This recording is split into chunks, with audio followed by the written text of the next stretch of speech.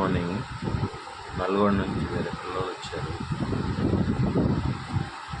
అట్లాగే వాళ్ళు విద్య నేర్చుకోవడానికి వచ్చారు, అంటే గృహోపదేశానికి వచ్చారు. నేను నిన్న వచ్చాడు కదా, ఆయనకి రేకు తయారు చేశాను. నిన్న మధ్యాహ్నం కూర్చున్నాను, నిద్రపోలేదు అసలు. మళ్ళీ 4 గంటలకి రైల్వే స్టేషన్ పోయి వాళ్ళని తీసుకొని వచ్చాను. నేను ఎప్పటి నుంచి అలాగే ఉన్నాను. వస్త్రం కూడా మార్చలేదు, ఎందుకంటే పూజలోనే ఉన్నాను కాబట్టి వస్త్రం మార్చాల్సిన అవసరం లేదు. చూడండి, రేక్కి మళ్ళీ ప్రాణప్రతిష్ఠ పోస్తున్నాను. ఇది గుంటూరు. నన్ను అడిగాడు కదా ఆయనకి, ఎట్లా ఈ పిల్లలు ఆ పక్కే పోతారు కాబట్టి హైదరాబాద్కి 4 తాయెత్తులు, వాళ్ళు నల్గొండ నుంచి వచ్చారు. హైదరాబాద్కి 4 తాయెత్తులు, రేక్ వచ్చి గుంటూరు.